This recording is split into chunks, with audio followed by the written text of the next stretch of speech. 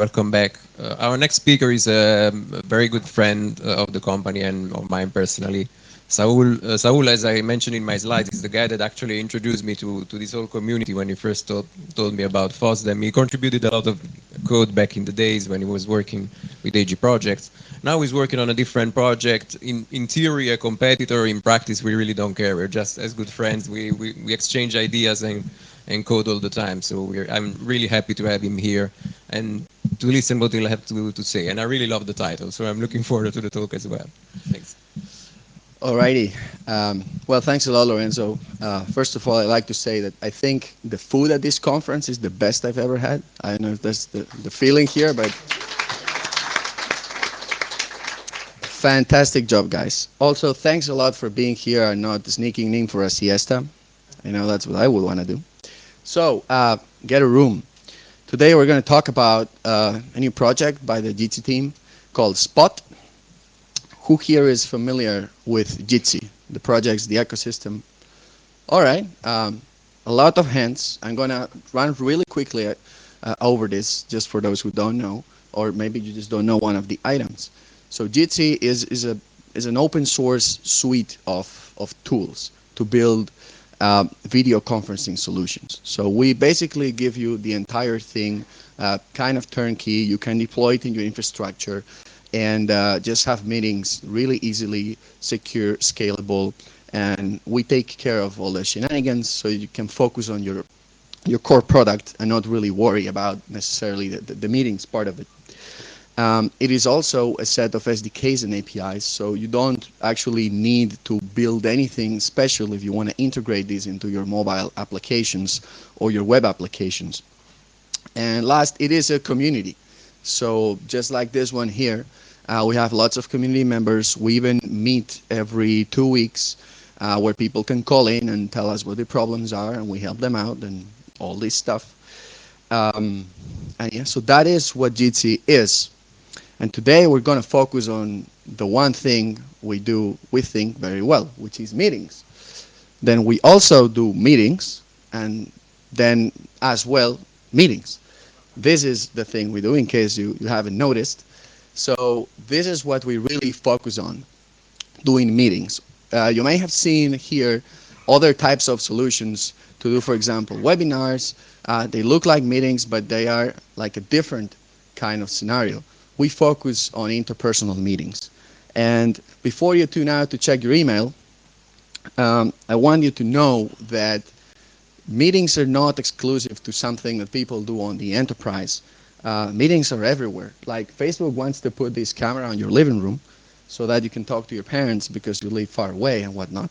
So meetings are something that, I don't know, maybe it's because we're humans and we like each other and whatnot, but it happens on the enterprise, it happens in family, assemblies, hackerspaces, your neighbors, whatever. Their meetings are everywhere. So this solution should work for everything. And even if you're not using Jitsi for anything, I hope that what you take away from this presentation is how you could build it yourself with either Janus, Media Soup, whatever you want. The way we architected this, we think is the way to go. So, physical meeting rooms. Why are they a problem that we're trying to solve if they are a problem in the first place? So here we've heard a number of people talk about scalability. Normally, scalability means how do you go to thousands, hundreds of thousands of minutes of participants, of meetings, of whatever, but let me give you a lower bound. Let's take 5. How do you scale from this guy over here, having a meeting in an armchair, to just 5 people? Because this doesn't work. You need to meet somewhere, right? This is exacerbated these days by these bloody offices. So open plan, all sorts of noise, zero privacy. You need to exchange ideas. If you're Spanish or Italian, you always like to meet around the table. Some food in the middle for good measure. But this is sort of what we do. So you do need to gather somewhere. And you need a solution for meetings that scales to this space. Using one's laptop doesn't work. People on the edges are going to hear or see very well. You know how this goes. Also, meetings are mostly driven by a calendar or a schedule. Like we're meeting for some reason, so there has to be something that drives this meeting. So we need to have this concept of the schedule driving it and how we take it into consideration what we are going to have the meeting. So let me show you a video where Jitsi founder Emil shows you how this actually works, and then we're going to see how we build one.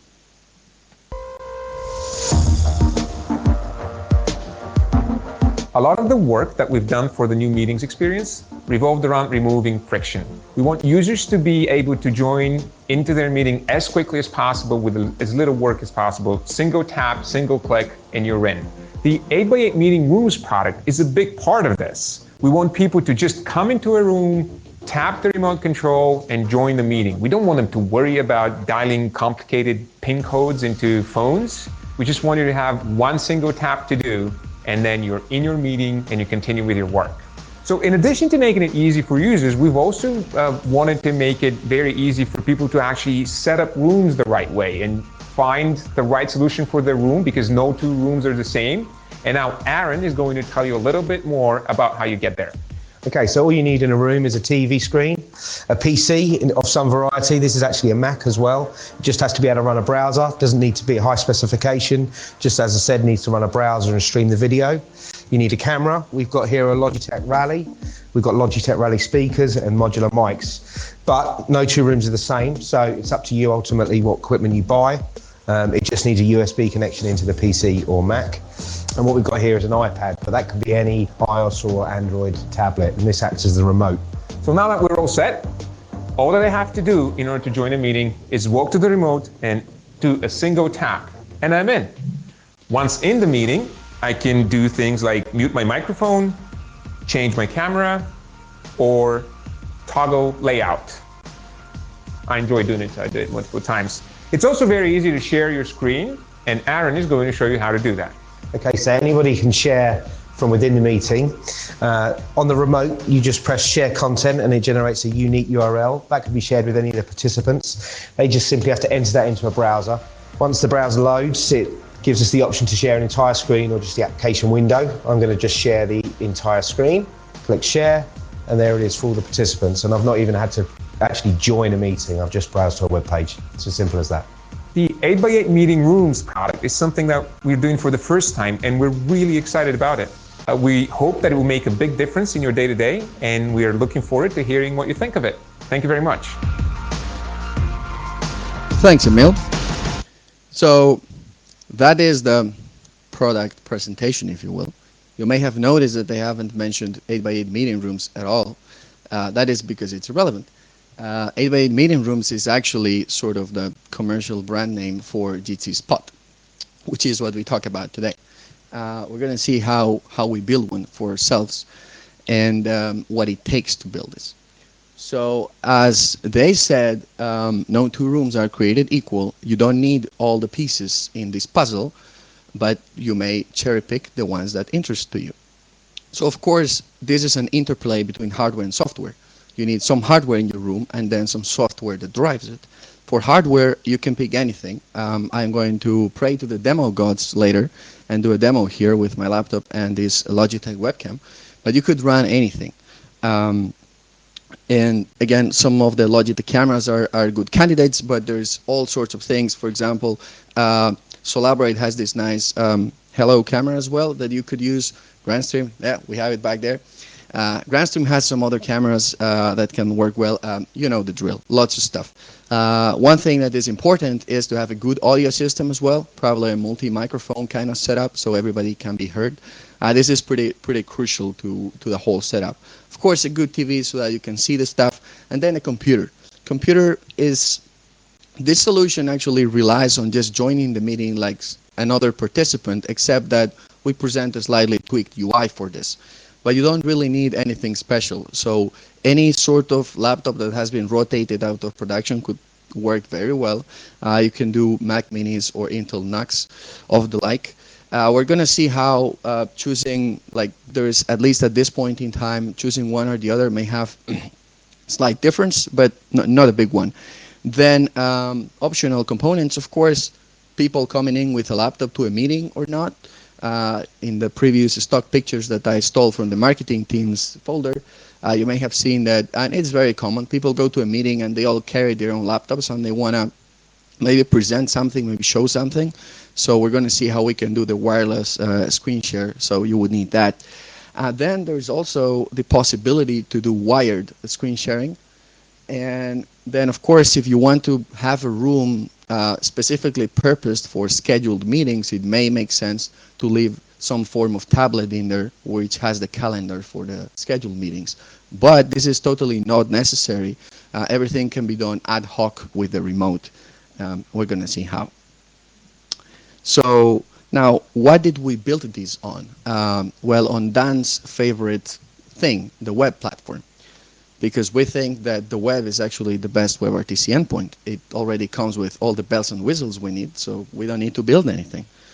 So Spot is basically a web application that runs in a browser, and it looks like this. You can customize your background to make it match the theme of the conference, and all you have is a little code that you can punch in should you want to connect and control this room. There are many ways to avoid punching this code because, as Emil mentioned, we don't want people having to punch in things because it's complicated and they, it feels easy except it's not. From here, we would be able to configure this room and configure what calendar this room is connected to if we want to do scheduled meetings. And then our view would change to show what meetings have been scheduled on this room.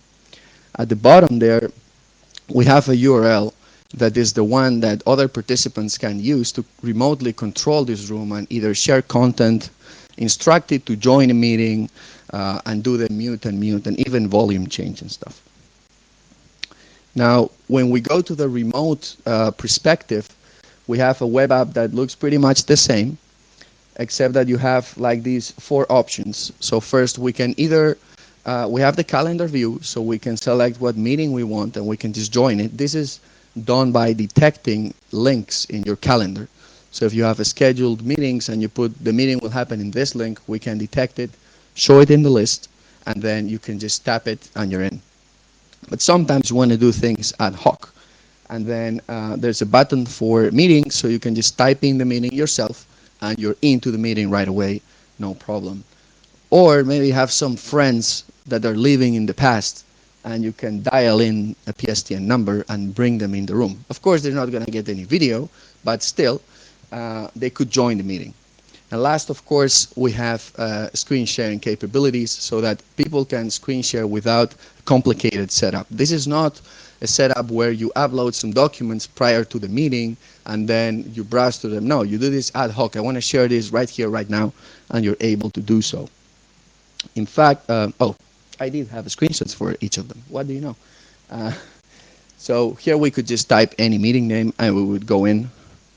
And this is the screen sharing screen. Now, as you can see, we have the possibility to do wireless and wired screen sharing. So let me get into a little bit of detail here. So wireless screen sharing is just the remote. So this web application will establish a WebRTC peer connection with the TV. Now that they are paired, because of course I'm controlling it, we have a way to talk to each other. And then I'm going to share my screen on this device, and then the receiving end, which is the TV, will take this stream and inject it into the meeting as the local media stream. And this way, everybody that is wherever they are, they can see the screen that I am sharing, and the TV is acting as the middleman here to sort of to proxy our screen share. And this kind of simplifies all this setup with how do I share this content. Everybody has their own laptop and everybody can share their own content. Now, we also do have a little bit more analog, if you will, way of doing it, which is doing the wired screen sharing. So there are these devices. Oh, this is the wireless screen share interface, by the way. I want to see it on the demo, but you could. It's the regular Chrome picker. You pick something and you're sharing. But you can get one of these USB 3 capture cards that convert whatever HDMI source into a webcam. So what we can do is get one of these and leave like an unplugged HDMI cable on the desk, and you can plug it into your PC or Mac, And because we configured Spot to list this device as a screen capture, as a screen sharing device, you will be able to select it from the previous menu and then select, well, share this thing, and then you will share that screen over HDMI. This has an interesting effect if we dive into Chrome's details, because Chrome takes a screen sharing as something that is supposed to be high quality, low frame rate. And in this case, we can actually, because this looks like a webcam, we achieve also high frame rate on this one. So it is a different way to share this content, and it gives you this kind of, it's a little bit more foolproof because it's just one cable you connect and things work out of the blue. And it's a possibility we offer. Now, of course, you can put an iPad on the room, but the beauty is to control it ad hoc, in my opinion. So this is how it would look like if you have the Spot application installed and you just walk into a room. The room greets you by sending you a push notification, hey, I detected a TV. Would you like to configure it? Now, of course, connect to it. Now, of course, being a gig, you're also carrying a watch. So you get your push notification on the watch and you're like, well, damn right, I want to connect to this thing. And then you just tap on your wrist and you're connected to the TV. And you will be able to control it. So what we see is the same remote interface, but we're controlling it from our phone, except that we did somehow learn that the TV was there by way of a little bit of magic that we're going to see right now. In case we didn't connect, an icon up there showing like the cast kind of thing would allow us to detect our nearby TVs. And then we tap in there and we're paired already. And no problem, we can continue with our remote operation here. And how do we do this? Well, Dan's favorite framework as well, Electron, allows us to actually behave like a Bluetooth beacon. So that is why actually using an Electron app as your TV can have just a little bit an edge of an advantage to using just the browser, because the browser itself cannot be a Bluetooth beacon yet. But Electron can. So you advertise yourself as a beacon, and this way is how mobile learns that there is a TV close to where you are. Moreover, beacons have this geofenced kind of attribute to them. So if there are multiple rooms close to each other, it's possible that you detect more than one, but you know which one is closer. So that is one way to do this. And in addition, we're also experimenting with adding ultrasound communication with the Quick Sound, I think it was called, the library. This allows for communication over ultrasounds. It is kind of fragile on noisy environments, but I think it can be used to be as a tiebreaker. So if you detect multiple rooms, but you can only hear one, you're probably inside the one. And little things like this, so it's very possible we will enable this in addition to what we have to make the experience of pairing easier. And obviously, since you have an Electron app, then you can remove the bezels, and it looks beautiful. And of course, all IT teams know how to deploy your hardware to the room and whatnot. So that's why we don't like this idea of providing the hardware, because A, it's a mess, and B, we don't want to deal with that. But any IT team could decide, or, well, not IT team, but you in your house, if you want to deploy it to your TV. You are like, I like this hardware, or I have this hardware lying around. I just can run this app on it, or the browser, and you're done with it. So let's pray to the demo gods and see what's what.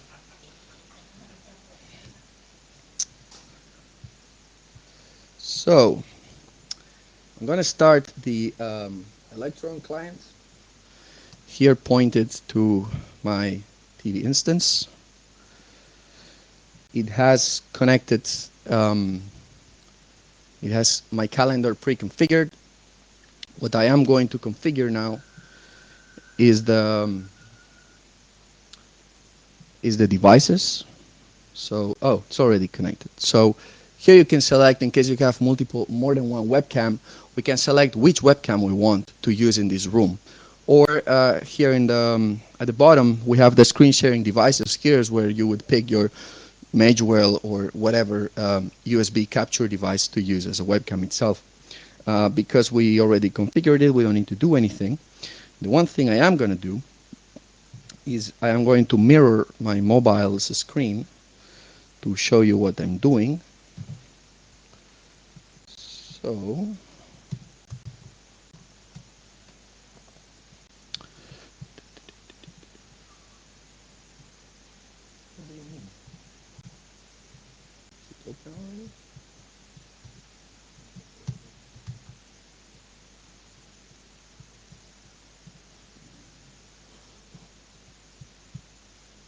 all right, not me.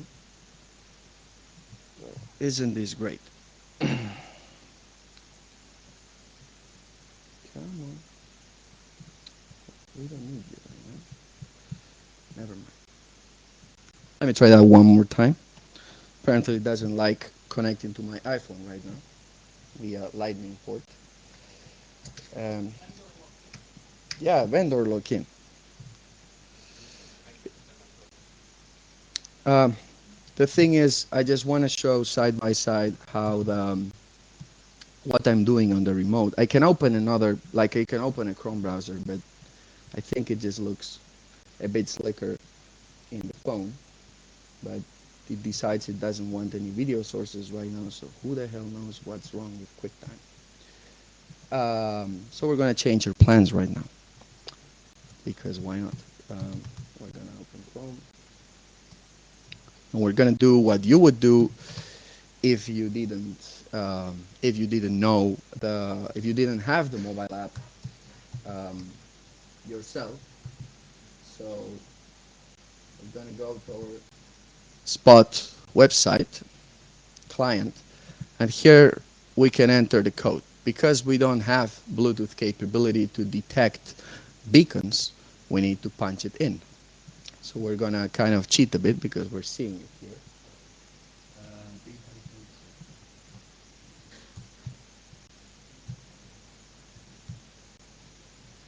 And this is the remote. So now I can connect. I can make this room join. Remember, this is the TV, and this is not the TV. So I'm going to tell the room, hey, why don't you join? And the room will, soon enough, with any luck, join the meeting. There we have it, and everybody's there. So imagine this is, a very big meeting room. You have joined. You're there. And now someone in the audience, for example, my friend Iñaki right here, he should have connected with the remote himself, and he wants to share his screen with us. So he would go to the screen sharing feature. Yeah. You can share anything. So we are in the meeting, and now out of somewhere, I didn't do anything. This is the TV instance running in your room. And he just decided he wanted to share some video, and without even joining the room, he's now sharing some content and some aberrations right here as far as I can tell. And yeah, so this is what it would look like, well, full screen and all, to have this running in your room, being controllable by someone who has no credentials, no nothing, is all based on you being close to it. So enough of that. Of course, we can provide some feedback. When you are in the phone, you can... What? Providing feedback? Come on, man. We can't know otherwise. So, as I said, this is as a remote, this is your calendar view. Here you see all the events that have been scheduled. We can decide where we meet right now, or we can dial in a PSTN number if we feel adventurous, but we're not going to do that today. So this is the Spot Electron app. Again, it can run in a browser, wouldn't have Bluetooth capabilities. And now let's go back to the presentation 1 second. So the demo gods listened. We got almost everything done, so that's good. Now you might be thinking, well, Saúl, can I have it? And the answer is, of course, yes. And you can run it very, very easily right now. So before coming here, I polished some turds and wrapped up in a container For those who are not familiar, we have a pretty comprehensive Docker setup. With one command, you can run your Jitsi meetings like an entire stack with integration with PSTN, Etherpad, document sharing, all the bells and whistles, and now Spot. So you can go to our Docker repository. It's in our GitHub org, so you don't need to check any URL. It's in an open pull request. I got a resounding 0 amount of feedback, so I guess that means it's perfect. Probably will land soon, and then you can run Spot right off the bat. There's only one thing you may want to configure, which is your background. So you can say you can show a pizza or something else. But more, the one thing that you may want to configure for real is your Google or Outlook calendar sort of authorization, client ID token shenanigans that you got from their console, so that you can actually integrate with the calendar. Other than that, everything is taken care of. It works as part of the entire stack that runs on Docker, which if you run the defaults, it will use Let's Encrypt, get you a certificate. Everything runs very smoothly. And as I said, all of what you saw is actually open source already. We just haven't told many people about it. This is the first time we talk about Spot in public. It is my pleasure to do that. And it is part of the Jitsi Meet Spot. This specific application, my colleagues picked a monorepo kind of architecture. So here we have the client web application. We have the control, like a mock backend that I'm going to talk about in 1 second. And everything is in this repository. You can either use it, or you can use it via Docker, or you can study it to see how it works. It's licensed Apache 2, like every other Jitsi Meet project, so there shouldn't be any licensing incumbents for you to use. And now, is this production ready, or do we believe it's at the point where people can use it? Well, for one, yeah, otherwise I wouldn't be here. But more importantly, last week we released the 8x8 meetings product to the public, and 8x8 meeting rooms launch in early access. So we're confident enough to give access to our customers to this technology. We have been running it in different offices that 8x8 has for a while, and we're very happy with the results so far. The one thing we will be iterating on and probably making more announcements on is the fact that when you want to embed this into an enterprise, you probably already have some form of backend of room allocation, because you want to sign up these rooms in your G Suite so that they have a name, and when you go to your calendar, they show up, where is this meeting happening? And you get a list of physical rooms, and you say, here. You can configure all this. So we have bring your own backend kind of architecture. As I said, there is a mock backend where you can, for example, create codes that do never change, and they are assigned to a room. All of this will be slightly evolving, but all of what you saw today is running in the Docker setup on a server I share with some of the Bass Boy Mafia members. So you can run it yourself. I want to give a shout out to the team that is responsible for building most of this. Emil, Lenny, Pavel, and Zoli are the guys that built this from the ground up. This started as a skunkworks project when we were at Atlassian, but we couldn't fulfill it. It was more of an idea and a hackathon kind of thing, because we wanted to kick out blue jeans from the rooms. So we call it Project Red Shorts. But finally, it came to fruition, and I'm very humbled and proud to be able to share it with you guys. Thank you.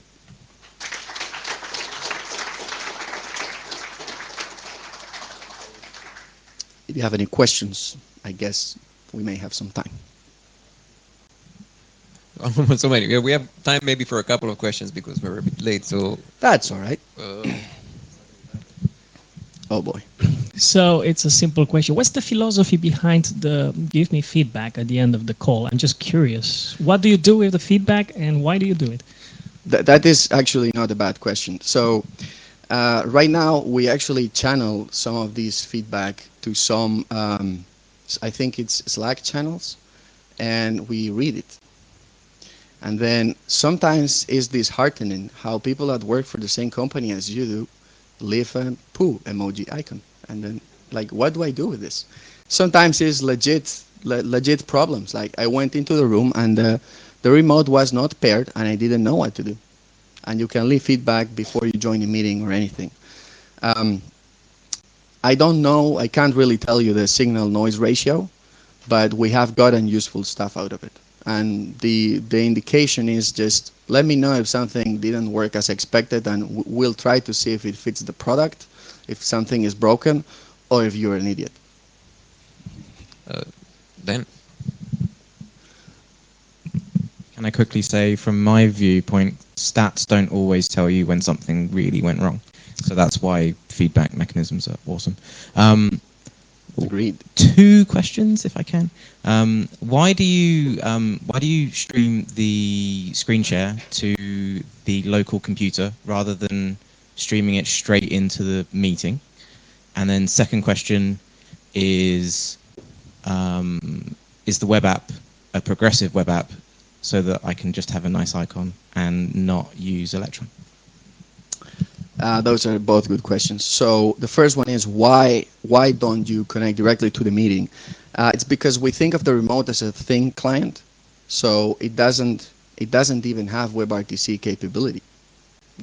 I'm going to tell you a secret, Dan. Don't tell anyone. Did you see the mobile app? The screenshots and stuff. It's a web view. It runs exactly the same code today. So we could actually reach both platforms really quickly. It's built with React Native as well, but it's a web view. And we don't need to make a fat client. We use the TV, then there is, of course, authorization. The TV has all the credentials it needs, but the remotes are idiots. So our dumb clients, it keeps this barrier of where the knowledge is contained. And as for PWAs, so I don't think it is one.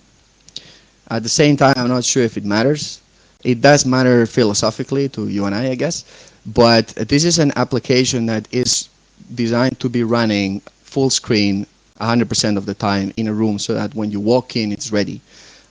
Ideally, it would even start on boot. So if you reboot the machine, you're back where you left off. And as for Electron, since it's going to be a single-purpose computer, I don't think it's a big deal. And we can do more stuff that I didn't show. For example, changing the system volume. And we cannot do that with PWAs, and Bluetooth beacons are also out of the question. So I think this is one of those cases where Electron is actually legit. Super quick question about the wired screen sharing that you showed. Did you have any issue with HDCP, especially on Mac OS? I haven't been told we have. I work from home, so I don't know what an office is. Now, I mean, I don't know. I haven't been hands-on with deployment on site, but we are offering it as such, and I trust that the people that have actually deployed this are aware of this. I have had my fair share of problems in the past with the Mac as well, but generally not in this case because these capture cards are designed to capture the output of your Mac. So it seems like they do work. Otherwise, maybe an HDMI splitter would be needed, which is another piece of hardware. Ideally, you want to keep it at a minimum, but hey, what can you do? Thank you, Saúl. Sorry, no more questions. We're really running late. Apologies. Thanks, Saúl. One more round of applause for him.